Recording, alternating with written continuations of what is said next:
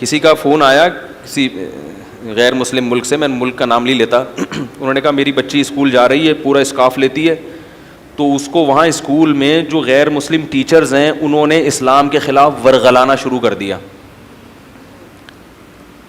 اب وہ بچی کا دماغ کیا ہو رہا ہے, خراب. ورغلانا ہوئی تم اسکارف کیوں لیتی ہو, مسلمان جو ہے نا مردوں کو تو چہرہ چھپانے کی وہ نہیں ہے, اور عورتیں اسکارف لیں, یہ تو عورتوں کو کیا کیا اسلام نے. اب وہ ٹیچرز جو ہے نا غیر مسلم ٹیچرز مسلسل اس بچی کا ذہن کہ تمہیں آدھی وراثت کیوں دی ہے, بھائی کو 1 لاکھ ملیں گے اور بہن کو کیا ملے گا 50,000, یہ تو ظلم ہے. اور اسلام نے مرد کو گھر کا سربراہ کیوں بنایا. قد كفاني علم ربي من سؤالي واختياري. آج بھی دنیا میں جب ڈیبیٹ ہوتی ہے نا مختلف قوانین, تو اس میں اسلامی قوانین کو باقاعدہ ایک ویلیو دی جاتی ہے کہ اسلام اس بارے میں بولو بھائی کیا کہتا ہے.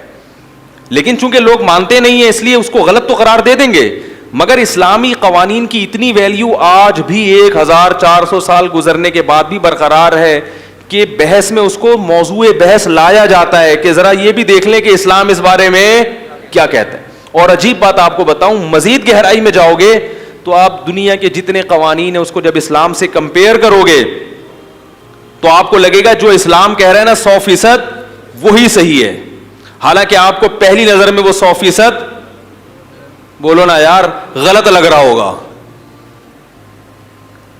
چھوٹی سی مثال دے دوں, بہت معمولی سی, رہنے دیں پھر وہ ٹاپک چینج ہو جائے گا.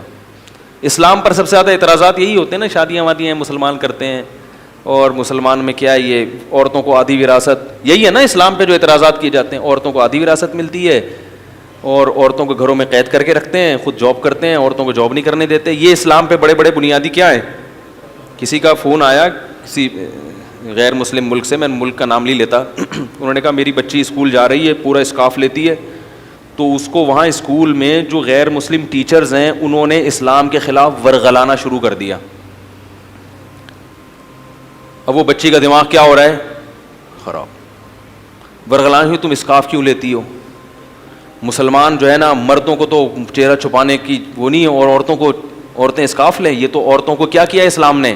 اب وہ ٹیچرز جو ہے نا غیر مسلم ٹیچرز مسلسل اس بچی کا ذہن کہ تمہیں آدھی وراثت کیوں دی ہے, بھائی کو 1 لاکھ ملیں گے اور بہن کو کیا ملے گا 50,000, یہ تو ظلم ہے. اور اسلام نے مرد کو گھر کا سربراہ کیوں بنایا ہے بھائی, عورت کو, مرد اور عورت دونوں کیا ہونے چاہیے. اسلام نے دونوں کو جاب کرنا چاہیے, شوہر بھی. پھر وہ ٹیچر نے کہا دیکھو میں بھی جاب کرتی ہوں اور میرے شوہر بھی جاب کرتے ہیں, مجھے بھی آزادی اور میرے شوہر کو بھی آزادی. تو وہ جنہوں نے مجھے فون کیا وہ بہت پریشان کہ یار میرے بچے کی کیا لگ رہی ہے, بالکل ایمان سے ہاتھ دھو رہی ہے. اتنا پروپیگنڈا. پھر یہ بھی کہا کہ تم لوگ کے ملکوں میں مردوں کو تو 4 شادیوں کی اجازت ہے, عورتوں کو اجازت نہیں ہے. وراثت پہ اور جو ایکویلٹی, یعنی وہ بار بار یہ کہ اسلام میں مرد اور عورت میں ایکویلٹی ایکول کیوں نہیں ہے, برابر کیوں نہیں ہے. تو میں نے ان سے کہا, میں نے کہا اپنی بچی کو کچھ آپ خود سمجھائیں اور کہیں کہ اب ٹیچر سے بحث کیا کرو. پہلی بات, اسلام میں عورت کی ذمہ داری شوہر کے کندھوں پہ ڈالی ہے, تو یہ عورت کی ذمہ داری بڑھائی ہے یا کم کر دی ہے, بولو بھائی. اسلام یہ جو ٹیچر پڑھا رہی ہے نا, اسلام اس کے میاں کو کہہ رہا ہے کہ اس کا بھی خرچہ کون اٹھائے گا, تم اٹھاؤ گے. تو یہ تو عورت پر احسان کیا یا ظلم کیا, احسان کیا. دوسری بات اس نے کہی کہ وہ اسلام کہتا ہے عورت گھر میں قید رہے. میں نے کہا قید جیل خانے میں ہوتی ہے, گھر میں نہیں ہوتی. قید کا لفظ استعمال کر کے نا نفسیاتی متاثر کیا جا رہا ہے. دیکھو بندہ مرد بھی ساری دنیا میں گھومتا ہے, سکون کہاں کے ملتا ہے, گھر میں. تو کیا قید خانہ ہے. آپ آفس سے شام کو گھر بھاگتے ہو نا جلدی, بھائی شام کو آپ صدر یا ٹاور سے واپس آؤ تو واپسی پہ کس قدر رش ہوتا ہے. دوپہر کو آؤ گے رش نہیں ہوگا. شام کو رش کیوں ہوتا ہے, سب تاجر دکانیں بند کر کے گھر بھاگ رہے ہو. تو قید ہونے کے لیے بھاگ رہے ہیں گھر میں. وہ ان کو پتا ہے کہ دکان میں ہم قید تھے, گھر میں کیا ہوں گے, کھلا کھائیں گے تے ننگا نہائیں گے. پنجابی لوگ مثال دیتے ہیں. ہم ایک دفعہ سفر میں تھے تو میرے ساتھ لاہور کے کچھ ساتھی تھے. اس وقت مجھے پتا چلا لاہوری بڑے ماشاءاللہ کھلے ڈلے بہت ہوتے ہیں ماشاء اللہ, بڑی کھلی ڈلی اسپیکنگ ہوتی ہے ان کی. تو کچھ لاہور کے بھی تھے, تو ہم سفر میں تھک گئے, تو جب ہماری سفر سے واپسی تھی تو وہ لاہور والے ہمارے دو بڑے پیارے لڑکے تھے, بڑے اچھل رہے تھے, وہ پنجابی میں کہہ رہے تھے بڑی موجہ ہی موجہ, آپ گھر جا رہے ہیں تے کھلا کھائیں گے تے ننگا نہائیں گے. گھر تو سکون کی جگہ ہے, وہاں تو مزہ آتا ہے انسان کو. قرآن نے کیا کہا ہے, والمحصنات, حصن کہتے ہیں قلعے کو, حصن کسے کہتے ہیں, قلعے کو. تو عورت جو گھر میں رہنے والی ہے تو اس گھر کو اللہ نے کیا کہا, قلعہ. قلعے میں انسان قید نہیں ہوتا, محفوظ ہوتا ہے. بات آ رہی, فوج جو قلعہ بناتی ہے نا اپنے لیے, وہ قید ہونے کے لیے نہیں بلکہ دشمن سے اپنی حفاظت کے لیے. تو اسلام نے عورت کو مردوں کی ہوس کا نشانہ بننے سے بچانے کے لیے گھر کی چار دیواری میں محفوظ کیا ہے, قید نہیں کیا. تو میں نے ان کو بولا کہ اپنی بچی سے کہو کہ اس ٹیچر سے کہیں کہ جو بھی مس یا جو بھی ٹیچر جو بھی ہیں, جو بھی وہ لقب ان کو دے کے خطاب کرتی ہیں, کہ آپ کی عورتیں محفوظ نہیں ہیں, مسلم عورتیں. باقی اسلام نے یہ تھوڑی کہا کہ اس میں وہ چارپائی سے باندھ دو ان کو, پردے کے ساتھ جا سکتی ہے جہاں بھی جائیں, شوہر کی اجازت کے ساتھ, شوہر کو پتا ہو, تاکہ نگرانی بھی تو ہو نا.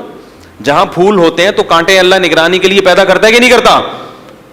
تو اسلام نے یہ مان لیا کہ عورت پھول کی طرح ہے, لہذا اس کے گرد مردوں کے کانٹے ہوں گے جو اس کی حفاظت کریں گے. غیر مسلم عورت کو پھول ماننے کے لیے تیار ہے ہی نہیں. صحیح ہے نا, اس گراؤنڈ ریئلٹی کے منکر ہیں وہ, اس حقیقت کے منکر ہیں. یہ تو دنیا میں مثال دی ہے, خوبصورت پھولوں کے گرد کیا لگے ہوتے ہیں, کانٹے. کریلے میں کانٹے, کریلے کی بیل میں کانٹے ہوتے ہیں, ایک کریلے کی حفاظت کے لیے 10 کانٹے. کریلا خود اتنا کڑوا ہوتا ہے کہ وہ اس کی خود ہی حفاظت ہو رہی ہوتی. مرد کی حفاظت کے لیے کانٹوں کی ضرورت نہیں ہے, لیکن عورت کو اللہ نے پھول کی طرح بنایا تو اس کی حفاظت کے لیے مردوں کا پہرا لگا دیا. غیر اس کا باپ, اس کا بھائی, اس کا شوہر, اس کا بیٹا, اس کا بھتیجا, اس کا چچا. تو اب وہاں تک پہنچنے کے لیے ان تمام سنگلاخ چٹانوں کو عبور کرنا پڑے گا. ابا بھی دیکھے گا ٹیڑھی آنکھ سے, بھائی بھی دیکھے گا ٹیڑھی آنکھ سے. ہے بھائی, ہمارے لیے تو حلال طریقے سے یعنی رشتہ لے کے جا کے گھر سے لے کر آنا بڑا مشکل کام ہے, اور ان کے ہاں حرام اتنا سستا ہو گیا, اتنا سستا کہ اتنی عزتیں لٹتی ہیں ان ملکوں میں عورتوں کی. جو ریپ ہوتا ہے, جو جبری زنا ہے, اس کے کیسز اتنے زیادہ ہیں, ان کا میڈیا ان کیسز کو ہائی لائٹ نہیں کرتا. ہمارے ایک رشتے دار نے کسی غیر مسلم ملک کے بارے میں اپنی آنکھوں سے دیکھا, کہہ رہے میں نے ایک بچی دیکھی بالکل ینگ 15 سال کی, بہت خوبصورت, لیکن ذہنی توازن خراب تھا. ایکسٹرا آرڈینری وہ خوبصورت تھی. کہہ رہے وجہ کیا تھی, اس کے ساتھ خوبصورتی کی وجہ سے جبری زنا 15 سال کی عمر میں اتنی بار ہو چکا تھا کہ وہ ذہنی توازن کھو بیٹھی, وہ کھو بیٹھی. ہمارے یہاں کوئی اگر اتنی زیادہ خوبصورت ہوگی تو اتنے ہی اونچے خاندان میں جائے گی.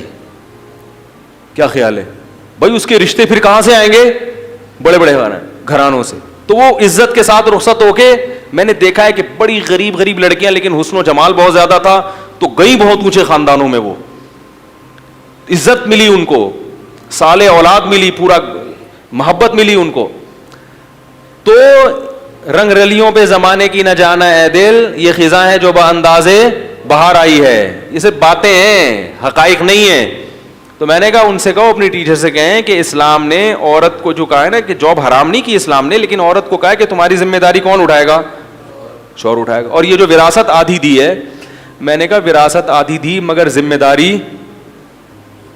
بھائی دیکھو, ایک آدمی کا انتقال ہوا, 70 بھائی ہیں, بیٹا اور ایک ان کی بہن ہے. 3 لاکھ روپے فار ایگزامپل چھوڑے, یا 3 کروڑ روپے چھوڑے اس نے. 2 کروڑ کس کو ملے, بھائی کو, اور 1 کروڑ کس کو ملا, بہن کا. جب بھائی کی شادی ہوئی تو شادی پہ خرچہ کس کا ہے, 2 کروڑ میں سے اس نے اپنی شادی پہ بھی خرچ کیا, مہر بھی دیا, گھر ارینج کیا دلہن کے لیے. کیا خیال ہے, دلہن کے لیے گھر بھی ارینج کیا, پھر گیس بجلی کا بل بھی, پھر سارا جہیز بھی اپنے خرچے پہ ڈالا, پھر بیوی کا سارا نان نفقہ اور اولاد کا سارا خرچہ کس کے ذمے ہے؟ اس 2 کروڑ والے کے ذمے. تو اس کے 2 کروڑ کی ایسی کی تیسی ہو گئی. اور اس کی جو بہن جب جس گھر میں گئی ہے تو اس کے پاس 1 کروڑ کیا 1 ارب بھی ہوں, 1 ارب روپے بھی ہوں, تو بھی اس کا سارا خرچہ کس کے کندھے پہ ہے؟ شوہر کے. اس کے ہونے والے بچوں کا خرچہ کس کے کندھے پہ ہے؟ شوہر کے ذمے. عورت کتنی ہی مالدار ہو, اپنے بچوں کا خرچہ بھی عورت پر لازم نہیں ہے. یورپ میں عورت سے بھی خرچہ لیا جاتا ہے بچے کے لیے, اسلام میں بچے کے لیے خرچہ عورت سے نہیں لیا جاتا. بچے کی ساری ذمہ داری مرد پہ. اس کے 1 کروڑ قیامت تک بچے رہیں گے, کیا خیال ہے؟ اور اس کے 2 کروڑ کی واٹ لگ جائے گی تھوڑے دنوں میں. تو اگر اللہ ہم سے پوچھتا, آپ لوگوں سے پوچھتا, ہم کہتے ہیں اللہ ہمیں, اس کو تو 1 کروڑ بھی تو زیادہ دے رہا ہے اگر عقل سے سوچا جائے. اور یہ بھی اسلام نے اس وقت دیا 1 کروڑ اس کو جب پوری دنیا میں عورت کو وراثت میں 1 دھیلا بھی کوئی دینے کے لیے تیار نہیں تھا. اور خواتین کے حقوق کی کوئی عدالتیں بھی نہیں تھیں کہ نبی محمد صلی اللہ علیہ وسلم اگر عورت کو وراثت میں حق نہ دیتے, دنیا میں کوئی بھی نبی کے خلاف آواز نہیں اٹھاتا. خود خواتین بھی آواز نہیں اٹھاتی کیونکہ وہ اس کلچر سے مانوس تھی کہ وراثت میں عورت کا حصہ نہیں ہوتا. عرب عورت کو حصہ نہیں دیتے تھے. ایک امی جس کو نہ لکھنا آتا ہو نہ پڑھنا آتا ہو, ایسے قانون بتا کر دنیا کو چلا گیا کہ جب بھی باپ مرے گا بیٹی کو کتنا ملے گا, اس میں سے آدھا حصہ بیٹی کو ملے گا. عرب تو عورت کو 1 دھیلا نہیں دیتے تھے. بہنوں کا بتا دیا, اگر بیٹیاں نہیں ہیں تو میت کی بہن کو ملے گا. عرب کہتے تھے ہم بیٹی کو نہیں دیتے, بہن کو کہاں سے دے دیں. تو اسلام نے کیا کہا کہ بیٹیاں اگر بیٹا بیٹی نہیں ہے تو کس کو ملے گا؟ بھائی بہنوں کو. بھائی نہیں ہے تو صرف بہنوں کو ملے گا. تو کتنا بڑا حق بیان کیا. تو گورے عورت کو حصہ تو دیتے ہیں مگر عورت پر اتنی ذمہ داریاں ڈال دیتے ہیں کہ وہ حصہ اس کے کسی کام کا نہیں رہتا. تو باقی وہ شادیاں وادیاں بھی, وہ پھر میں ٹاپک چھیڑوں گا تو پھر وہ شادیوں کی طرف چلا جائے گا. مرد کو دی, عورت کو اجازت نہیں دی, اس کی بھی بڑی زبردست لاجک ہے.